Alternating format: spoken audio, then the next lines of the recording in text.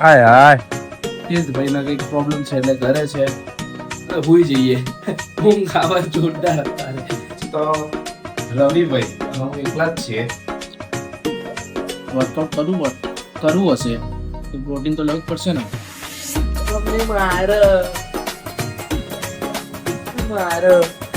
જો વાકાજી કી દઈ જાય વાકાજી કી.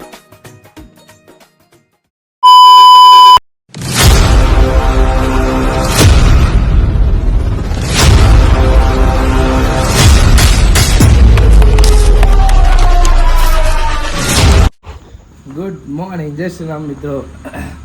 તમે જોઈ રહ્યા છો ધ્રુવિલ પટેલ વ્લોગ્સ, જ્યાં તમારું દિલથી હાર્દિક સ્વાગત છે. ગુડ મોર્નિંગ થઈ ગઈ મિત્રો. આજે કેટલા વાગે? 4:54 થઈ ગઈ. Good morning. હવે આપણે જઈ રહ્યા છીએ ક્યાં? તમને ખબર જ છે, આપણે જીમમાં જઈ રહ્યા છીએ. દિવસે દિવસે રૂટીન સારો થતો જાય છે, ગુડ મોર્નિંગ વહેલી થતી જાય છે. આપણે જીમમાં પહેલાં હતા કાલે સિક્યુરિટીવાળા કાકાને આપણે ઉઠાડ્યા કે મિત્રો ચલો આપણે આજે નીકળીએ કેમનું એ જોઈએ. ચલો તો જઈએ જીમમાં. ફાઇનલી જીમના નીચે તો આવી ગયા, ઉપર તો જવાનું ફાઇનલ જ છે. જુઓ આ લાઈટ ચાલુ ને. જીમ તો 24/7 ચાલુ જ હોય, પણ પબ્લિક અત્યારે કોઈ જ નહીં હોય. હું તમને બતાવું ઉપર જઈને. આજે તો રવિભાઈ અને હું એકલા જ છીએ. તીર્થભાઈ નહીં આવી રહ્યા. તીર્થભાઈ કાલે આવશે. કઈ નહીં, ત્યારે આપણે તો જઈએ. જો સવારના 5 વાગે એક્ઝેક્ટ 5 વાગ્યા. કોઈ હશે નહીં આપતો અત્યારે 5 વાગ્યા. જો કોઈ છે નહીં, આપણે છીએ પહેલા. ખાલી હોય, ખાલી 1-2 જણા આવે. જો આમાં મજા આવે.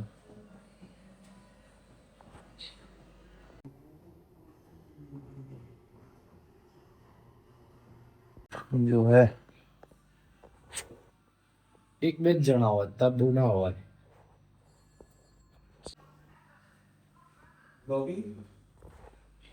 કઈ નહીં, આપણે તો પતાવી રવિભાઈ આવે ત્યાં સુધી.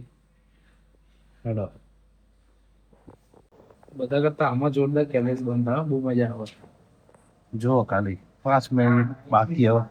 હા બધું એટલે જ થાય, આપણે ખાવા પણ જાય. કરો કદી કર્યું ના હોય ને એટલે અટકી જવાય વચ્ચે.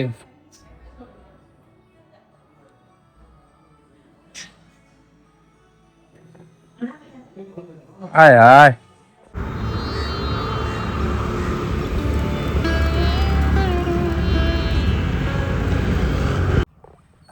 આજે તો સવારમાં જ વાતાવરણ ક્લીન છે.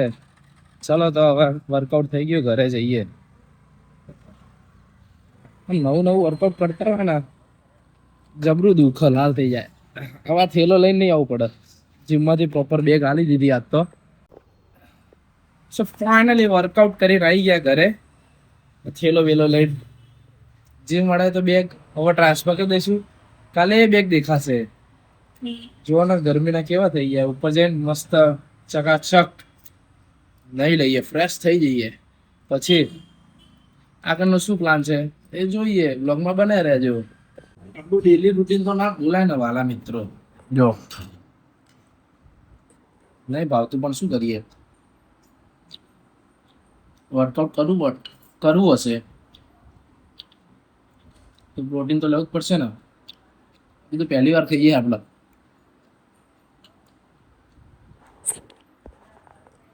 ફાઇનલી ફ્રેશ તો થઈ ગયા. જો ફૂલ. હવે તો એવું લાગે હુઈ જઈએ. ઊંઘ આવે જોરદાર અત્યારે, કારણ કે પેલું વર્કઆઉટ કરે એટલે મસ્ત એસી ચાલુ હોય ને એટલે જોરદાર ઊંઘ આવે. પણ હોવાનું નહીં થતું યાર. કોલેજનું કંઈક એસાઇનમેન્ટ આવ્યું છે, કંઈ નહીં કર્યું. એ એસાઇનમેન્ટ લખવા બેસવું પડશે. પછી કોલેજના જે પણ બતાવવું તો પડે જ નહીં યાર. હવે કોલેજ જવાનું ચાલુ કરવું પડશે યાર, નહીં મેળ આવે. દિલ્હી સવારે જીમમાં જવાની એટલી મજા આવે ને. કોઈ હોય જ નહીં, કોઈ લપ જ નહીં. બધા ઇક્વિપમેન્ટ્સ આપણને યુઝ કરવા મળી જાય. કોઈને વેટ જ ના કરવી પડે. તીર્થભાઈ કાલે આવશે, જોઈએ હવે કાલ શું કે છે. આપણે તો દિલ્હી જશું જ, ક્યાંક બહાર ગયા હશું તો જોઈ જશે, પણ જેવી સિચ્યુએશન. તો મમ્મીને અહીંયા પોતું બાકી છે, આપણે અંદર આવ્યા ને એટલે બોલશે. જોજો બોલશે હવે. તું ક્યાં પણ અંદર રસોડામાં શું કરે? નીકળ તો બહાર, પગ લૂસીને નીકળજે. જા એમ. હેરાન કરે. અલ્યા એ અમદાવાદમાં એકલો કરું. તો મમ્મી તું બ્લોકમાં જ નહીં આવી જો. હે મમ્મી એવું તાર. હે શું કર કઈ દુનિયામાં? હું પાછો અંદર આવી ગયો જો. અલ્યા હેર જેમ પગ લૂસ.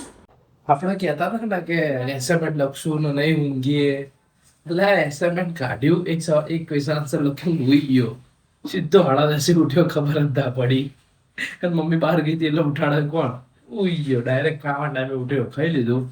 હવે બપોરે જોઈએ શું થાય છે. કંઈક કરશું યાર, મોજ તો કરશું ને યાર. હસતા રહેજો યાર, તમે બધા હસાવતા રહીશું. તમે મોજ કરો ને. કઈ નહીં તો મળીએ બપોરે. કોઈ જઈએ તો નહીં મળીએ, ક્યાંક જઈશું તો મળશું.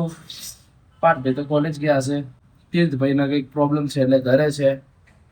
ટૂંકમાં બોડી પ્રોબ્લેમ. ટૂંકમાં બોડીમાં તો તકલીફ રહેવાની. તમે કદી વર્કઆઉટ કર્યું ના હોય અને તરત તમે મસલ્સ તોડવાના હોય એટલે કેવું બધું દુઃખ, આમ હાથે પાછળ ના જાય એવી લાવ થઈ જાય. બસ એવો જ પ્રોબ્લેમ રહેવાનો, બાકી કંઈ પ્રોબ્લેમ ના થાય. એ તો બધું અઠવાડિયું 9 દિવસ લાગે, પછી એઝ ઇટ ઇઝ રેગ્યુલર બધું થઈ જાય એટલે રેડી થઈ જાય. મમ્મી માર જો મારા કાયદેસર જુડી પાડે. સુડી પાડે. કઈ નહીં માર ખાઈ લઈએ પ્રેમથી. બીજું કે કહેવાય નહીં ને એકચ્યુઅલી માં. હમણાં અંદર જઈએ તો કેવું થાય? અંદર આવું ના આવું ના થોડું ટીકી નાખ્યો હો. વાકાજી થઈ જાય, વાકાજી. આ લોકોને પોતું આમ મારે ને એટલે પગલા ના પડવા જોઈએ, એવું એટલું બધું વાલું હોય. માંડ હરખો વરસાદ પડે ત્યાં બાપ મારવાનું ચાલુ થઈ જાય. જો વરસાદ આવે તો થોડી કઈક મોજ આવે યાર, ગરમી જબ્બર લાગે અત્યારે. એટલે આપણા એ ગુંદેડી આટલું બધું કરીએ તો વિચાર્યું હતું. આ તો ગુંદેડી એ બૂમ પડાવી દીધી. આ જો ને આવું શું કર્યું? કાલે આ તો બધું ફાડી નાખ્યું. હા એ સિંગના ફોટા ખબર થેલી ભર્યા હતા. હા હા એ થેલી તે તાલે જેથી આખી અને તાર બધા ફોટા ધોઈ નાખ્યા. થેલી ગાયબ. થેલી અહીંયા મૂકી હતી, તે થેલી ત્યાં અંદર ભોયરામ લઈ જઈ. હા ટૂંકમાં એમ કે ગરાગી હોય ડિસ્ટર્બ ના કરું, પ્રી પ્લાનિંગ કરી પાછળ જઈને રાતે આ બધું ઉંદેડીએ કર્યું. અને ગુંડિયા પકડવા માટે લાયા ક્યાં દહીંનો વાટકો. બતાવ, ઉંદેડા પકડવાનું શું લાયા? સોલ્યુશન તો લાવવું જ પડશે ને.